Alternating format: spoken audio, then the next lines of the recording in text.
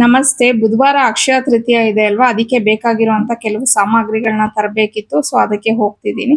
ನಾನು ಯಾವಾಗ್ಲೂ ಹಿಂದಿನ ದಿನ ತರ್ತಿದ್ದೆ. ಬಟ್ ನಿಮ್ಮಲ್ಲೂ ಯಾರಿಗಾದ್ರೂ ಪೂಜೆ ತಯಾರಿಗಳನ್ನ ಮಾಡ್ಕೊಳಕ್ಕೆ ಹೆಲ್ಪ್ ಆಗತ್ತೆ ಅಂತ ಹೇಳಿ ಇವತ್ತೇ ಮಾಡ್ತಾ ಇದ್ದೀನಿ. ಇನ್ನ ಫಸ್ಟ್ ನಮ್ಗೆ ಬೇಕಾಗಿರುವಂತದ್ದು ಕುಂಡ. ಸೊ ಕುಂಡ ತಗೊಳ್ಳುವಾಗ ಕ್ವಾಲಿಟಿನ ನೋಡಿ ಮಾಡಿ ನೀವು ತಗೋಬೇಕಾಗತ್ತೆ. ಆಮೇಲೆ ಯಾವಾಗ್ಲೂ ಅಷ್ಟೇ ನಾವೇನಾದ್ರೂ ಒಂದು ಶುಭ ಕಾರ್ಯಕ್ಕಾಗ್ಲಿ ಇಲ್ಲ ಅಂತಂದ್ರೆ ಪೂಜೆಗಳಿಗೆ ಅಂತ ಹೇಳಿ ಈ ತರ ಕುಂಡ ಏನಾದ್ರೂ ತಗೋತೀವಿ ಅಂದ್ರೆ ಸಿಂಗಲ್ ಆಗಿ ತಗೋಬಾರ್ದು. ಅದ್ರ ಜೊತೆಗೆ ನೀವ್ ಏನಾದ್ರೂ ಒಂದನ್ನ ಪರ್ಚೇಸ್ ಮಾಡ್ಬೇಕಾಗತ್ತೆ. ಸೊ ನಾನು ಅದಕ್ಕೆ ಮುಚ್ಚಳ ಬೇಕಿತ್ತಲ್ವಾ, ಸೊ ಅದನ್ನ ನಾನು ತಗೊಂಡಿದ್ದೀನಿ. ಅದಾದ್ಮೇಲೆ ನಮ್ಗೆ ಒಂದು ಕಾಟನ್ ಬ್ಲೌಸ್ ಪೀಸ್ ಬೇಕಾಗತ್ತೆ. ಅದು ಕೆಂಪು ಕಲರ್ ಆಗಿರ್ಬೋದು, ಇಲ್ಲ ಒಂದ್ ಸ್ವಲ್ಪ ಮೆರೂನ್ ಕಲರ್ ಆದ್ರೂ ಪರವಾಗಿಲ್ಲ. ಸೊ ಅದು 1 ಮೀಟರ್ನ ನಾನು ಇಲ್ಲಿ ತಗೊಂಡಿದ್ದೀನಿ. ಸೊ ಇದು ಕುಂಡ ಮತ್ತೆ ಅದಕ್ಕೆ ಮುಚ್ಚಳ ಬೇಕಾಗಿರುತ್ತಲ್ವಾ, ಅದನ್ನ ಪರ್ಚೇಸ್ ಮಾಡಿ ಆದ್ಮೇಲೆ ಅದೇ ಒಂದು ಕಾಟನ್ ಬ್ಲೌಸ್ ಪೀಸು.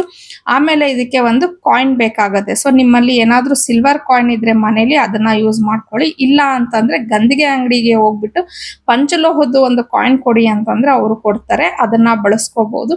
ಆಮೇಲೆ 1 kgದು ಒಂದು ಕಲ್ಲುಪ್ಪಿನ ಪ್ಯಾಕೆಟ್. ಮನೇಲಿ ಯೂಸ್ ಮಾಡಿರೋಂತ ಪ್ಯಾಕೆಟ್ ನ ಯೂಸ್ ಮಾಡಬೇಡಿ, ಹೊಸದಾಗೇನೆ ತಗೊಂಡ್ ಬನ್ನಿ.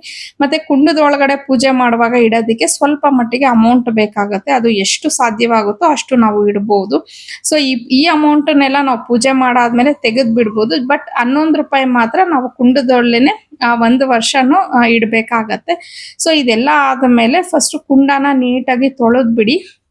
ಆಮೇಲೆ ತೊಳೆದಾಗ ನೀವ್ ಏನ್ ಮಾಡ್ಬೇಕು ಅಂದ್ರೆ ಅದನ್ನ ಉಲ್ಟಾ ಮಾಡಿ ಯಾವುದೇ ಕಾರಣಕ್ಕೂ ಇಡಬೇಡಿ. ಸೊ ಬೈ ಮಿಸ್ಟೇಕ್ ಆಗಿ ನೀವೇನಾದ್ರೂ ಅದನ್ನ ಉಲ್ಟಾ ಮಾಡಿ ಇಟ್ಬಿಟ್ಟಿದೀರಾ ಅಂದ್ರೆ ಅದರಿಂದ ನೀವು ಪೂಜೆ ಮಾಡೋಂಗೆ ಇಲ್ಲ.